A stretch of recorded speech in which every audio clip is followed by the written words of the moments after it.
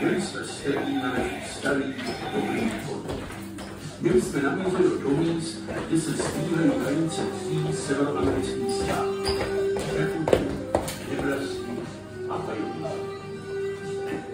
Byli jsme dva nerozumí. Tlustý Jerry a já, dlouhý Dave. Stop. Zastavili jsme se. Dokonce několik stop. Schopili jsme koně. Blížili se šobím až k jakési pasece, kde odpočívala podivná skupina lidí. My jsme netušili, že tady začíná příběh syna lovce medvědí.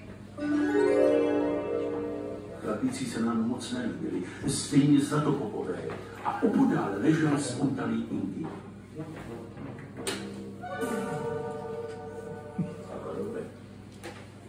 Zajatec.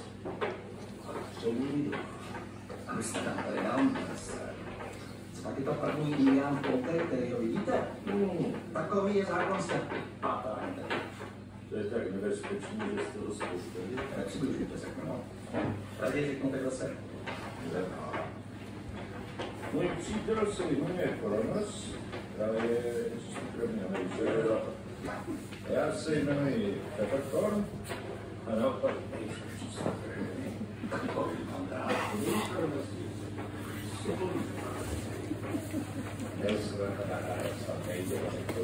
Jo, věc. Co tím chcete říct? Že vy zase nejste poznat. To jste řekli. To jsme řekli. Pane.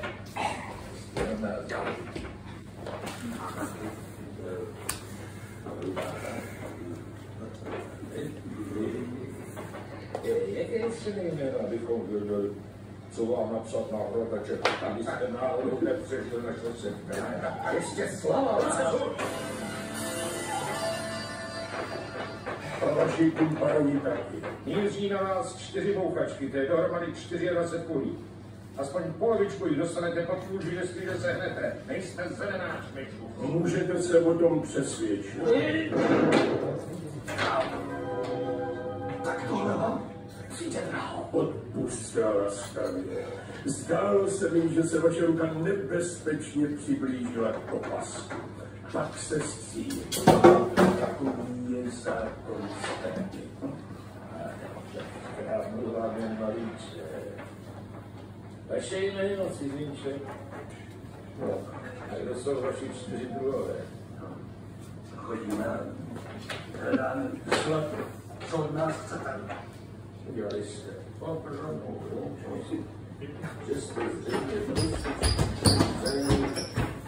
tady toho India.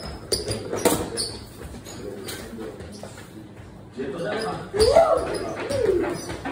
No, hoši, já myslím, že to stačí, ne? Co? Tak ještě